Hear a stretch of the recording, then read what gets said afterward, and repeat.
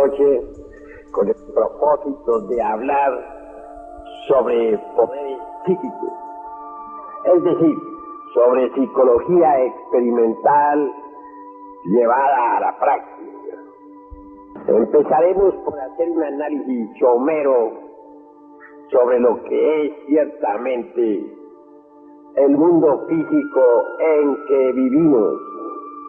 Einstein dijo: energía es igual a masa multiplicado por la velocidad de la luz al cuadrado. La masa se transforma en energía. La energía se transforma en masa. Incuestionablemente, el mundo tridimensional de Euclides se encierra dentro de esta fórmula básica de Einstein. Sin embargo, más allá de esta fórmula, existe algo. Quiero referirme en forma enfática a la cuarta coordenada, a la cuarta vertical. Vemos esta mesa, es larga, ancha y alta. He ahí las tres dimensiones. Pero ¿cuánto hace que fue construida esta mesa? ¿Cuánto tiempo? He ahí la cuarta vertical. Así pues, la cuarta vertical es el tiempo. Más allá de esta cuarta vertical existe la quinta coordenada, y esta en sí misma y por sí misma es la eternidad. Y muchísimo más allá de la quinta vertical tenemos la sexta. La sexta en sí misma trasciende al tiempo y a la eternidad. Por último, existe la dimensión cero desconocida, la séptima dimensión. Vivimos pues en un mundo multidimensional. Desafortunadamente las gentes solamente perciben el mundo de tres dimensiones. Es necesario desarrollar otras facultades que nos permitan conocer la cuarta vertical.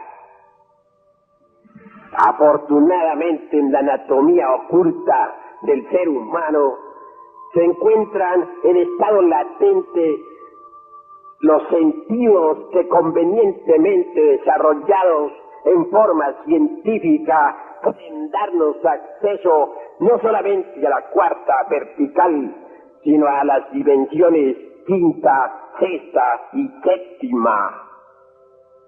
Obviamente, en la espina dorsal de los seres humanos se hallan en estado latente divinales poderes.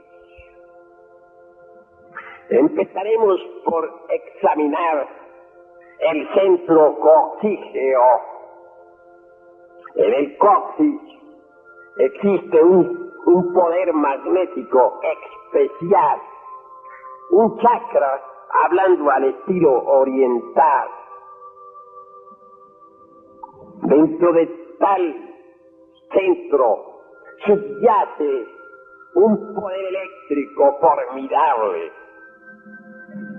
Quiero referirme en forma enfática a Devi Kundalini Shakti,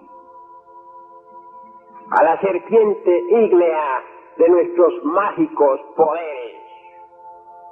Los hindustanes dicen que esa serpiente está encerrada dentro del chakra coxígeo, que allí se encuentra enroscada, afirman, con 3 vueltas y media. Nosotros tenemos poderes latentes, y uno de ellos es precisamente el de la Kundalini. Algunas escuelas temen el despertar del Kundalini. Es un poder explosivo maravilloso. Quien logre despertar la serpiente ígnea de nuestros mágicos poderes puede salirse de entre una caja herméticamente sellada.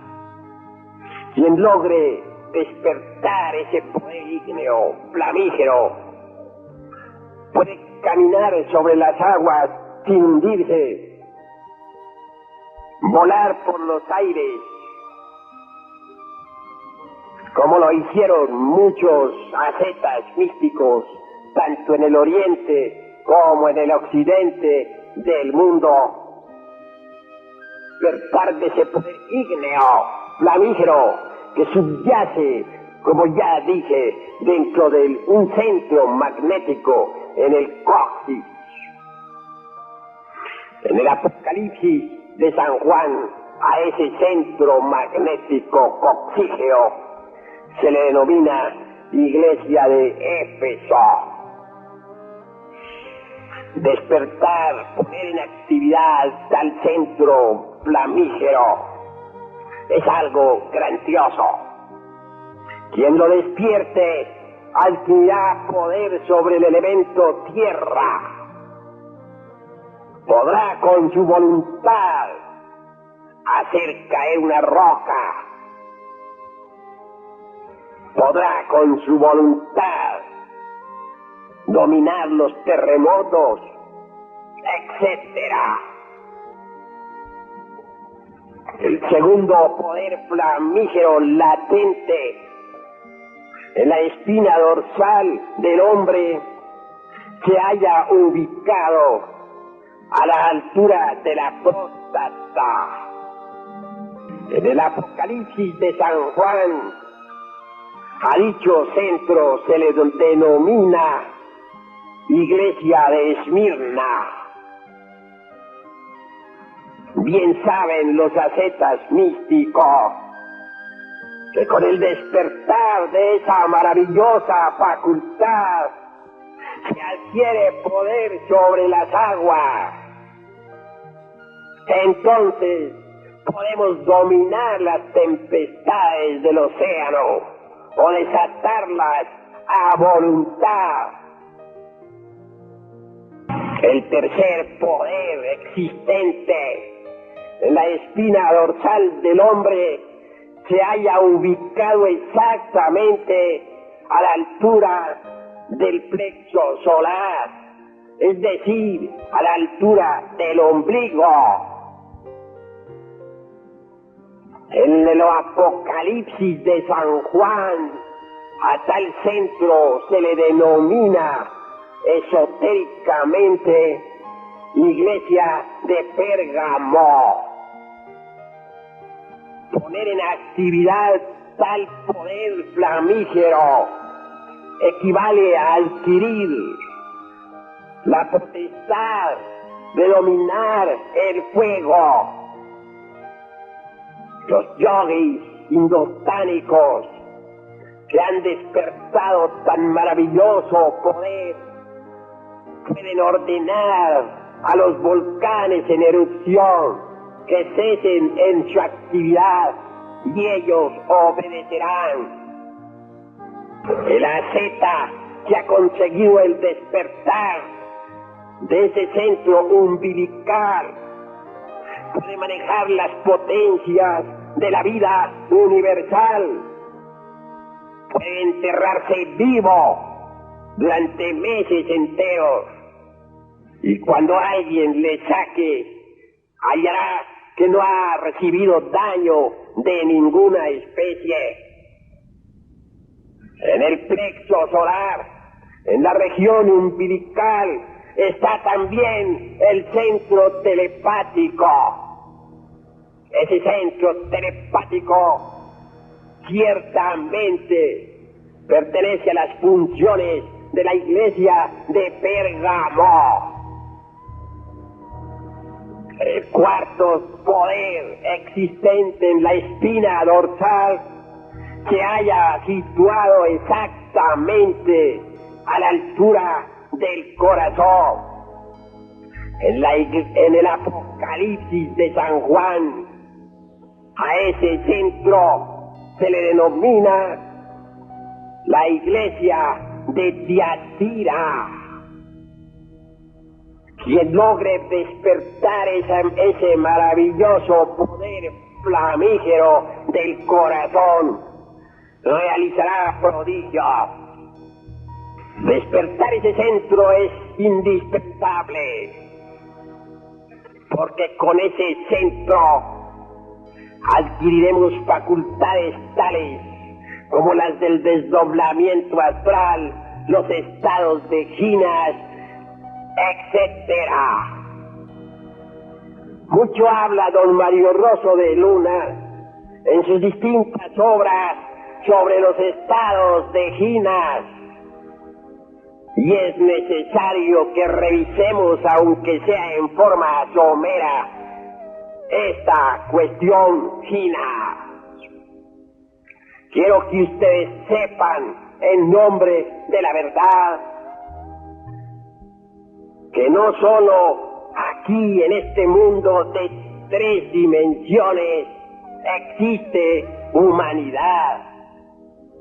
Ciertamente existe en la cuarta vertical determinada raza humana, gente que no salió del paraíso terrenal, gente que aún vive en el Edén, personas de carne y hueso como nosotros, pero que no se han degenerado como nosotros, personas físicas con poderes extraordinarios.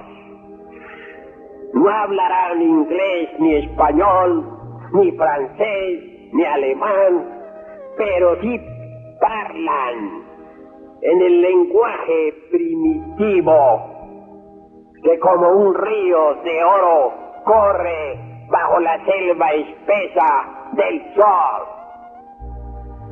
Nosotros podemos visitar el Edén, es decir, la cuarta vertical. Es posible desarrollando los poderes del Kardia.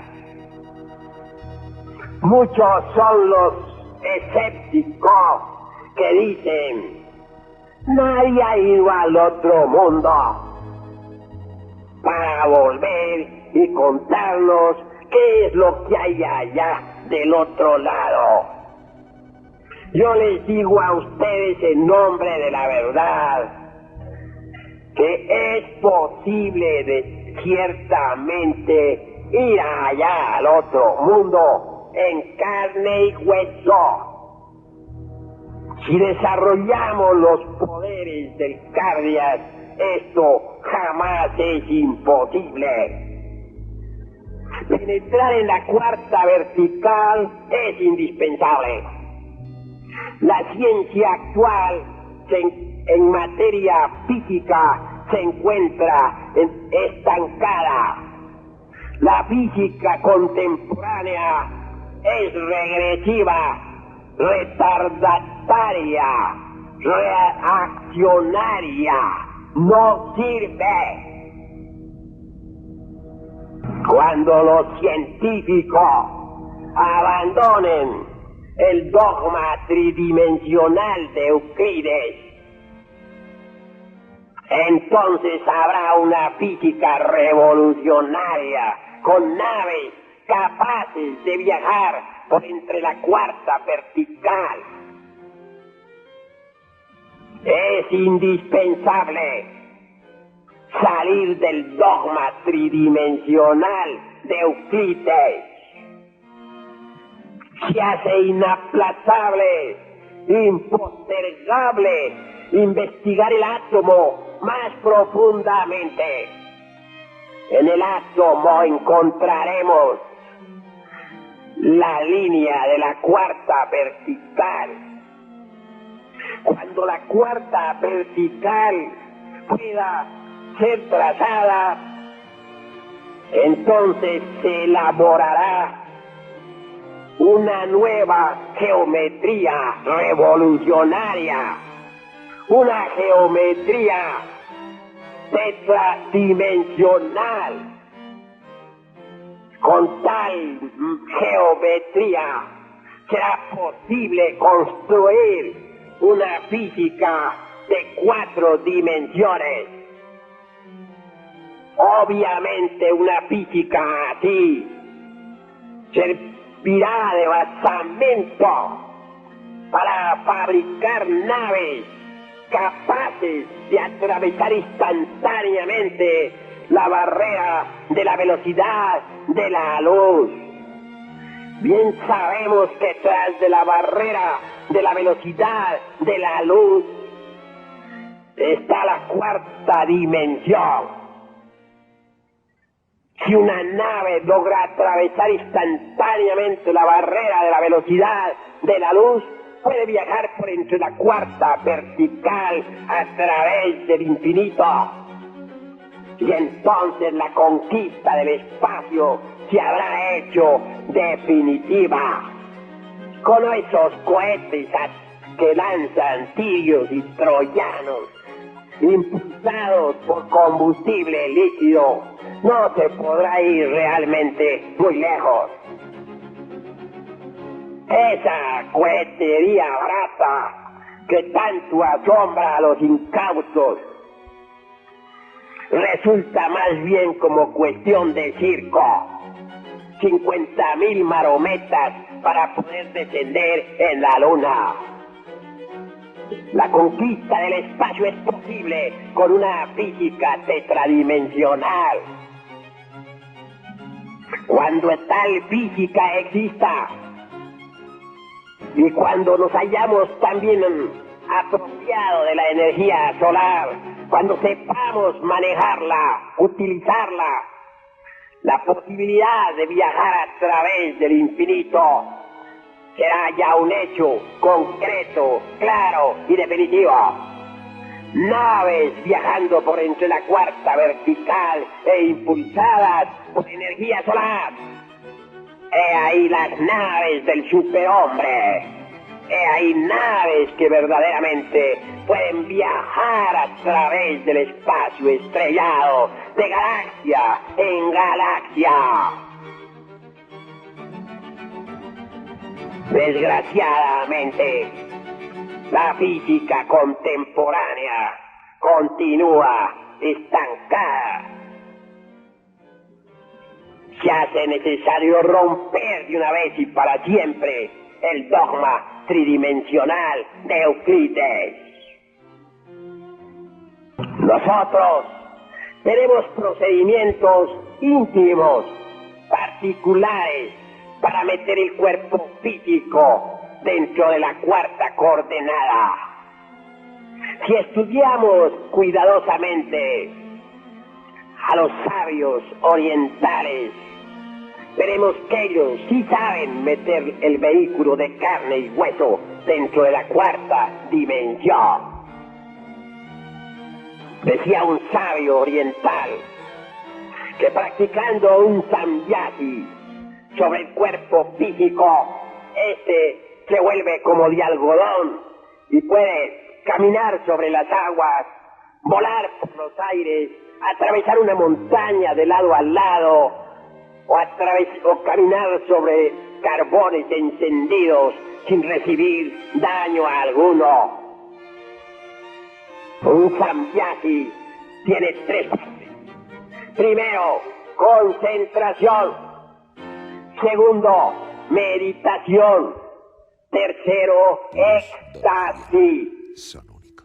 Si nos concentramos primero en el cuerpo físico y después meditamos en el mismo, en sus células, en sus moléculas, en la construcción de sus átomos, etc. Y por último, llegamos a la adoración, al éxtasis. Entonces el cuerpo físico penetrará dentro de la cuarta dimensión y podrá viajar a través de ese mundo de la cuarta vertical. Podrá encontrar también en esa región a otra humanidad que vive al lado de la nuestra y que come y que duerme y que vive, pero que no sufre como estamos sufriendo todos nosotros. Existen distintos procedimientos para meter el cuerpo físico dentro de la cuarta vertical. Entre la sabiduría antigua se menciona a Harpócrates. Esto que estoy diciendo no tiene ningún valor para los escépticos, para esos que están embotellados dentro de la dialéctica materialista, para los reaccionarios, para los conservadores, para los retardatarios. Lo que estoy diciendo es demasiado revolucionario y no le gusta a los que están embotellados en el dogma tridimensional de Euclides. Harpócrates, nombre griego, extraordinario, maravilloso. Los místicos de los misterios de Eleusis pronunciaban aquel nombre en la siguiente forma: Harpócrates.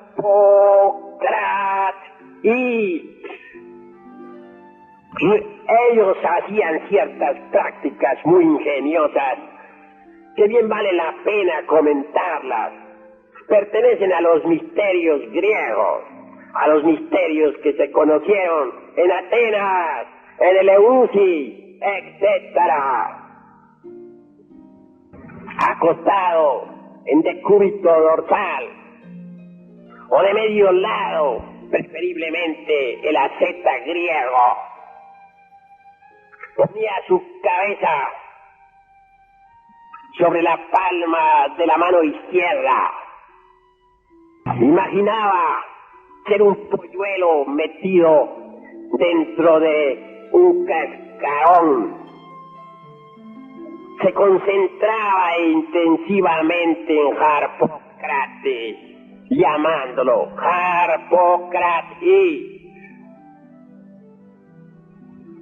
Cuando ya entre sueños comenzaba a sentir mucha rasquiña en su cuerpo, armado de gran voluntad, no llevaba sus manos al mismo para no perder el estado especial psicológico en que se colocaba. Después, suavemente se levantaba de su lecho y pronunciaba esta frase ritual: Harpócrates, ayudadme porque voy con mi cuerpo. Confiadamente salía de su recámara, daba posteriormente un saltito con el propósito de penetrar violentamente dentro de la cuarta vertical. Y dicen viejas tradiciones que se pierden en la noche aterradora de todas las edades, que entonces la asceta, con cuerpo físico, viajaba realmente por la dimensión desconocida. Entonces era cuando el místico de Eleusis platicaba con los dioses santos, con los seres inefables. Estoy comentando algo que pertenece a la antigua Grecia. Obviamente, quien quiera practicarlo en este siglo XX podrá evidenciarlo por sí mismo. Sin embargo, los griegos se entrenaban mucho con este sistema hasta conseguir de verdad la penetración en la cuarta vertical. En el México antiguo tenemos nosotros a los caballeros tigres. Desafortunadamente nos sentimos tan modernos que hemos olvidado la tradición milenaria, a pesar de que amamos a nuestra patria mexicana. Ha llegado la hora de entender un poco más lo que fueron las órdenes de los caballeros tigres y de los caballeros águila. Los caballeros tigres, según viejos códices de Anáhuac, acostados sobre pieles de aquel felino, invocaban, se dice, a los ángeles protectores de los mismos. Imaginaban por un instante ser tigres de verdad. Y en psicología experimental y en alta magia se nos ha afirmado que la imaginación es femenina y que la voluntad es masculina. La clave del poder está en unir la imaginación y la voluntad en vibrancia y armonía. Los caballeros tigres, repito, imaginaban ser tigres. Se sentían completamente identificados con aquel felino, pues bien sabemos que en el México antiguo el tigre era sagrado. Y llenos de fe, echaban después a caminar en 4 pies, diciendo: nosotros nos pertenecemos. Cuentan los códices antiguos, no es cosa mía caprichosa. Ustedes lo podrán evidenciar si leen los códices, que transformados en tigres, viajando por entre la cuarta vertical, llegaban al templo de Chapultepec.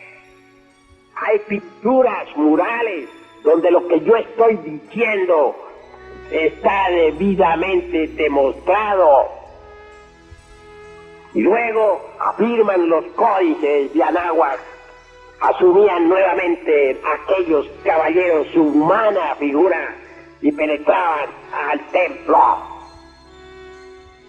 Realmente en Chapultepec, México, tenemos nosotros un templo de Ginas, un templo ubicado en la 4ª dimensión. Yo conozco ese templo, soy miembro activo de ese templo. No estoy afirmando lo que no haya experimentado por mí mismo. Es un templo formidable, maravilloso. Sus columnas, sus muros son de oro puro, de la mejor calidad. Allí se cultiva en secreto la doctrina de los nahuas. No soy el único miembro activo de tal templo. Hay otros caballeros como yo que pertenecen al mismo. Y también algunas damas de la sociedad de México pertenecen a tal templo. Así pues, viajar con cuerpo físico dentro de la 4ª dimensión es posible, pero hay que abandonar el asqueante escepticismo que desde el siglo XVIII está corroyendo la mente de esta humanidad degenerada y perversa. En otros tiempos, dicen las tradiciones, se podía ver desde la costa de España la isla llamada La Nontrabada,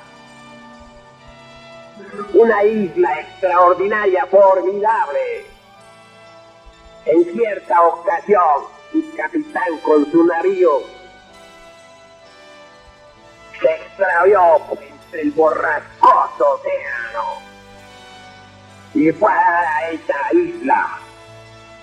Allí vio y oyó cosas formidables, extraordinarias. cierto sacerdote católico había oído hablar mucho sobre la non-travada. Y dicen los historiadores, él y sus fieles vieron a la non-travada. Aquel buen cura la exorcizó y pareció que desapareciera tras de una nube. Ya nadie habla de la non-travada. ¿Habrá dejado de existir? ¿Qué se hizo? Nadie lo sabe. Obviamente se sumergió definitivamente dentro de la cuarta vertical. Pero esto acaeció desde que se inició la era horripilante del escepticismo materialista. El escepticismo tiene por causa causó la mentira, la farsa. Cuando la mente es mentirosa, cuando siempre está diciendo embuste, cuando es farsante, obviamente está falseada de por sí misma. No puede entonces creer en nada. Los estados de gira son extraordinarios. Hay lagos de gira, lagos en la cuarta vertical. Me han contado un caso extraordinario, maravilloso. Hay un pueblo en Honduras, me han dicho, yo no lo conozco, donde en determinada fecha exacta llueven peces del cielo y la gente corren a recoger en platos, en bandejas, en charolas de toda especie, en canastos, los peces que caen. ¿A qué lugar está lejos del mar? ¿Por qué caen allí? ¿De dónde salen? Obviamente de la cuarta vertical. Así pues que la cuarta vertical es una tremenda realidad. Desgraciadamente, son muchos los que niegan estas realidades. Son muchos los topos del intelecto que se burlan de estas cosas. Para la crisálida, la hoja en que está viviendo es todo. Mas no sospecha la crisálida que esa hoja no es más que una de las tantas hojas del árbol de la vida. Así es el hombre intelectual. Cree que este mundo tridimensional de Euclides es todo, mas no se da cuenta que este mundo de 3 dimensiones es uno de los tantos mundos del árbol de la vida. Yo también he experimentado con la ciencia gira, siguiendo los procedimientos indicados. Trabajé con Harpócrates. No está de más decir en forma enfática, y aunque las gentes se burlen de mí, que luché mucho para aprender a meter el cuerpo físico dentro de la cuarta dimensión, pero que lo logré. Muchas veces, experimentando de noche, hube de abandonar el lecho hasta 15 y 16 veces contadas, sin resultado ninguno. Mas después de cierto tiempo y de paciencia tenaz, cualquier noche de esas tantas, mi cuerpo físico penetró realmente en la cuarta dimensión. Entonces, flotó deliciosamente. Que abandoné aquella casa, es obvio. Que salí a la calle, es verdad. Y me encontré con muchas gentes que sabían manejar tan bien como yo el estado de gira.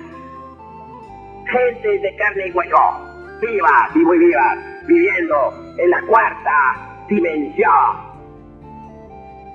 Que viajé a través del borrascoso océano, no lo niego, y no sentí temor alguno, aunque bien sabía que si por un instante me saliera de ese mundo de cuatro dimensiones, de esa cuarta coordenada, caería de hecho entre las olas del enfurecido mar y perecería, pero no tuve temor. Y viajé por las tierras de Europa con el cuerpo dentro de la cuarta vertical.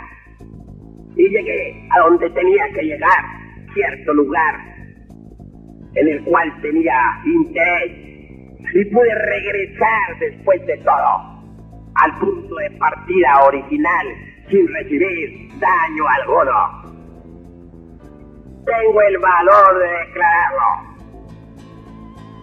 No me importan las burlas, que no tengo temor. ¿Qué podría suceder si estuviéramos en la época de la Inquisición, cuando muchos me quemarían vivo por brujo? En esta época, afortunadamente, no estamos en la Inquisición.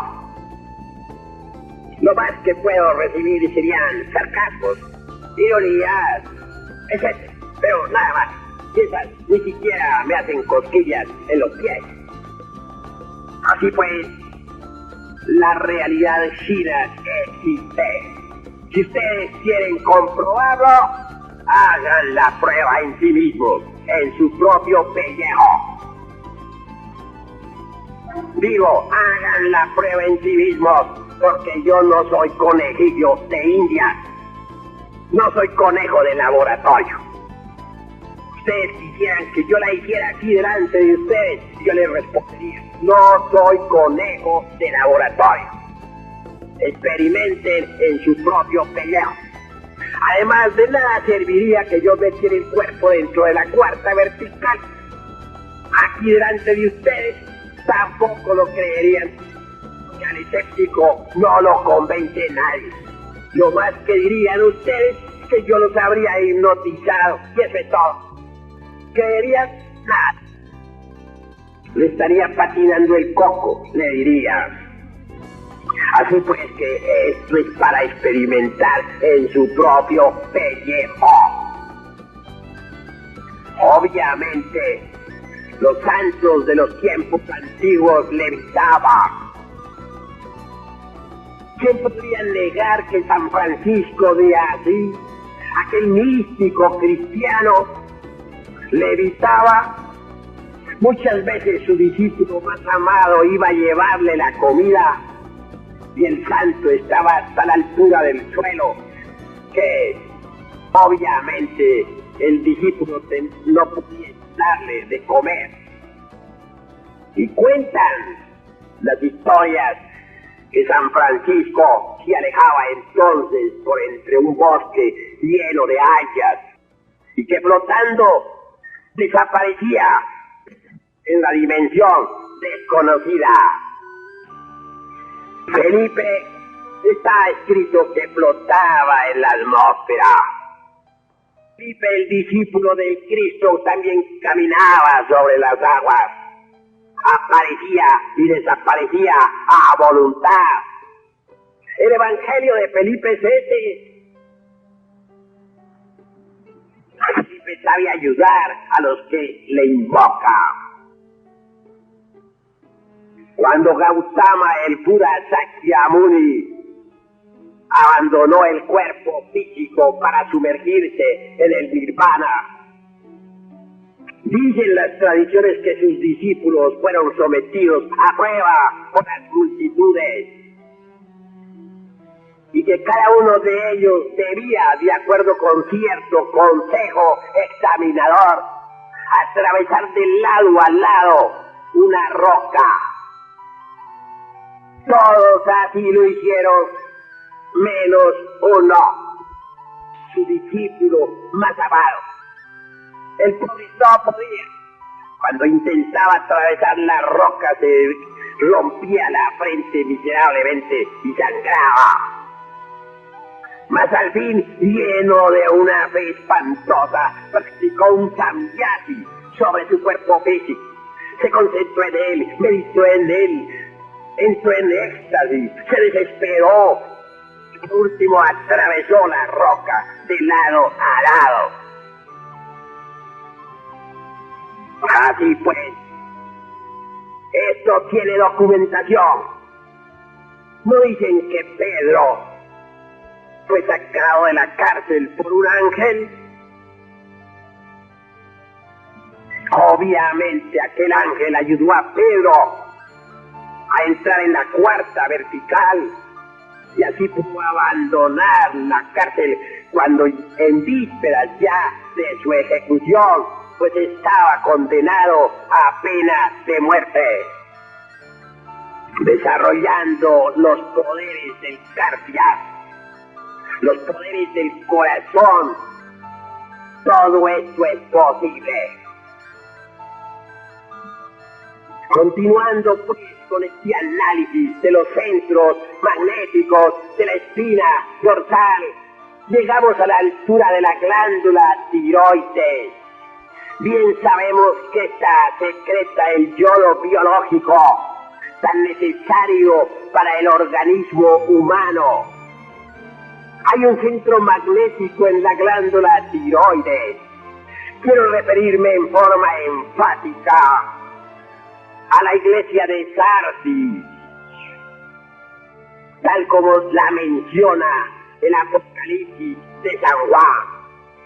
Desarrollando ese centro mágico, se adquiere la clariaudiencia, es decir, el poder de oír a distancia, el poder de oír la música de las esferas, el poder de oír a las criaturas que viven en las dimensiones superiores de la naturaleza y del cosmos. Ese poder extraordinario puede desarrollarse si nos lo proponemos. Si a la hora de la madrugada todos nos concentramos en la música de las esferas con el propósito de escucharla, día llegará en que podremos realmente escuchar estas insonoras melodías que resuenan en el coral maravilloso del infinito. Obviamente, todos los sonidos que se producen en el planeta Tierra dan una nota síntesis. Todos los sonidos que se producen en el planeta Venus dan también su nota síntesis. Todos los sonidos que se producen en Marte dan su nota síntesis. Ahora bien, el conjunto de sonidos de todos los mundos que pueblan el espacio estrellado forman la música de las esferas citada por Plotino, el gran filósofo griego. Melodías inefables vibran en el cielo estrellado. Melodías imposibles de describir con palabras. Exquisitas sinfonías dentro de los ritmos del Mahaván y del Chotaván que sostienen al universo firme en su marcha. Con justa razón dice el Apocalipsis de San Juan: en el principio el Verbo, y el Verbo estaba con Dios, y el Verbo era Dios. Por él todas las cosas fueron hechas, y sin él nada de lo que es hecho hubiera sido hecho. La música de las esferas es una tremenda realidad. Todo lo que es, todo lo que ha sido, todo lo que será, vibra deliciosamente en el infinito estrellado. La flor del hermoso jardín perfumada refleja la luz de la luna. Y entre la flor y la luna hay un coloquio de melodías exquisitas que ningún ser humano podría comprender. La sinfonía que se escapa de la fuente cantarina hace vibrar completamente a los átomos que pululan en su alrededor. Y luego repercute entre las entrañas de los bosques y se precipita como una catarata de sinfonías en el cielo estrellado. Así pues que la música es la base de toda creación. Cuando uno despierta el centro del tiroides, la iglesia de Sardis puede escuchar esas sinfonías exquisitas del gran coral cósmico. Cuando uno despierta ese centro maravilloso, adquiere también el sintetismo conceptual. Cuando uno despierta ese centro mágico formidable, se hace más inteligente, más comprensivo, más sabio. Continuando pues hacia arriba, llegamos a la altura del centro frontal, a la altura del entrecejo, de la espina dorsal, a la altura pues, del centro frontal. Hay otro centro magnético formidable. Quiero referirme claramente a la iglesia de Filadelfia. Quien despierte ese centro formidable se hará clarividente. Podrá ver por sí mismo y en forma directa las dimensiones cuarta, quinta, sexta, séptima. Y entonces tendrá conceptos diferentes. Actualmente la humanidad con sus ojos físicos solamente alcanza a percibir cosas del mundo de 3 dimensiones, mas no todo. Quien despierte los poderes de la iglesia de Filadelfia podrá ver qué es lo que existe realmente dentro del cuerpo físico. Y entonces comprenderá que todo allí no es carne, huesos y manteca. Verá que ahí hay algo más. Verá un cuerpo vital penetrando al cuerpo físico y sirviéndole de basamento para todos los procesos biomecánicos, fisiológicos, calóricos, perceptivos, etc. Si a alguien se le trajese el cuerpo vital definitivamente, es claro que moriría. En cierta ocasión un medium espírita estaba en trance. Proyectó fuera de sí mismo el cuerpo vital, mas aquel cuerpo se hizo visible ante los asistentes, parecía un fantasma. Un periodista presente sacó su pistola y disparó contra dicho fantasma. Lo curioso del caso fue que la bala apareció después exactamente en el corazón de aquella víctima. Murió, es claro. ¿Cómo se produjo aquel fenómeno? Porque estando un cuerpo físico aquí, proyectando su vital allá, y por qué disparando contra ese vital que está tan opuesto, aparece la bala aquí, en el corazón. Obviamente se trata de un fenómeno de la cuarta vertical, de un fenómeno GINA, fenómenos que no son conocidos aquí en el mundo de 3 dimensiones. Si en la cuarta vertical tomamos un vaso que esté en el mundo de 3 dimensiones, y lo tomamos, aclaro, para pasarlo a la cuarta vertical, y luego lo transportamos a otro lugar, es claro que más tarde ese vaso regresa aquí al punto de partida original. Si uno viajando con el cuerpo físico entra en la cuarta dimensión, abre una puerta, esta se vuelve a cerrar por sí misma. Sin embargo, hay excepciones. En alguna ocasión abrí una tal puerta así y se quedó abierta. Cuando regresé de aquel gran viaje, descubrí que estaba abierta. Y como era la de la calle, no quedó más remedio que cerrarla otra vez. Así pues, los fenómenos GINA son extraordinarios, maravillosos. formidable.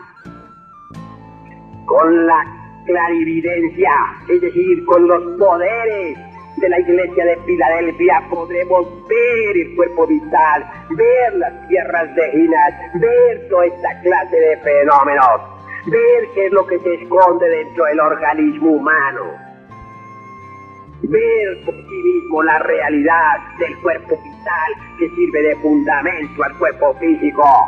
Ese cuerpo vital es la parte tetradimensional del cuerpo de carne y hueso. De manera que el cuerpo de carne y hueso, ese cuerpo que estudian en los laboratorios los científicos, no puede existir si se le extrae el cuerpo vital. Actualmente ya hay aparatos para ver el cuerpo vital, lentes poderosos. Y día llegará en que esos lentes se perfeccionarán para ver por medio de ellos totalmente la cuarta dimensión. Así pues que cerrarse de este momento a estas verdades es algo reaccionario y conservador, porque la misma ciencia oficial destrozará los conceptos intelectivos de los conservadores regresivos y retardatarios. Más allá del centro de la clarividencia, tan indispensable para conocer por sí mismos y en forma directa qué es lo que sucede cuando uno se muere, qué es lo que pasa cuando uno nace, qué son los misterios de la vida y de la muerte, etc. Existe también otro centro extraordinario. Me refiero ahora al centro de la glándula pineal, al centro aquel que el Apocalipsis denomina la iglesia de la Odisea. Quien logre despertar tan maravilloso centro se volverá intuitivo en alto grado. Hay que distinguir entre los procesos razonativos y los procesos intuitivos. La razón se fundamenta en el proceso de la comparación. El intuitivo no necesita razonar, sabe todo porque sí, porque lo sabe, sin el proceso deprimente de la opción. Son facultades superiores que están más allá de las tribunadas del intelecto. La clarividencia y la intuición pueden transformarnos totalmente. Hay ejercicios para el desarrollo de la clarividencia. Aquí tengo en mi presencia un vaso con agua. Si colocamos este vaso a cierta distancia, a la distancia que ustedes ven entre mis ojos y él mismo, podemos hacer un ejercicio formidable. Debe uno concentrar su mirada exactamente en el centro del círculo acuático. La vista debe atravesar el cristal. La concentración debe ser profunda. Este ejercicio practicado 10 minutos diarios nos dará clarividencia. A los 15 o 20 días veremos nosotros el agua de colores. Y si un carro pasa por la calle, veremos una cinta de luz en el agua. Esa es la calle. Y al carro lo veremos deslizándose sobre esa cinta. Quien tenga la paciencia de practicar el ejercicio del vaso con agua durante 3 años se hará clarividente.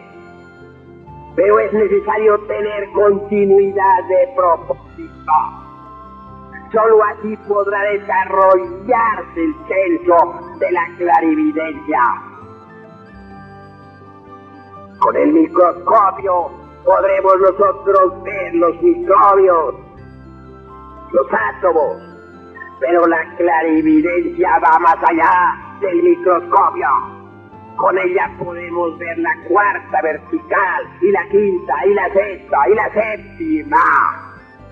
Con ella podremos conocer directamente eso que las gentes llaman el más allá. Con ella podremos ver a los seres inefables, llámense estos ángeles o devas, o como quiera denominárseles. Tales seres existen y podemos verlos con la clarividencia. Estoy hablando de poder psíquico, de psicología experimental, revolucionaria y trascendente. A eso he venido esta noche. He venido a platicar con ustedes, porque quiero que ustedes se eleven al estado del superhombre. Ha llegado la hora de luchar de verdad por una transformación radical. Dentro de nosotros existen en estado latente seres formidables, pero es necesario despertarlos para salir de este estado de debilidad en que nos encontramos. Hoy por hoy somos víctimas de las circunstancias. No sabemos dirigir circunstancias. Somos víctimas y nada más que eso, víctimas. Necesitamos transformarnos totalmente, apelar a nuestros poderes físicos. Los tenemos. Sería lástima que continuáramos así como vamos.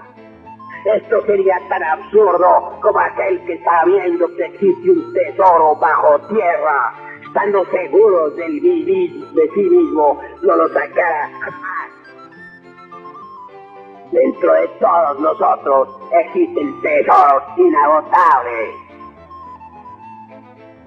Prosiguiendo pues con este análisis de poderes, he de decirles que el principal de todos está precisamente en la iglesia de Éfeso. Allí está la serpiente ígnea de nuestros mágicos poderes.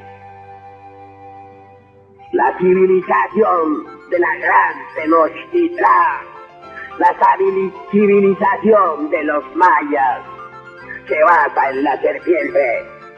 Las antiguas culturas de nuestro querido México prehispánico son serpentinas. La serpiente ígnea de nuestros mágicos poderes puede despertar, poner en plena actividad estos centros de la espina dorsal para llevarnos de verdad a un cambio radical.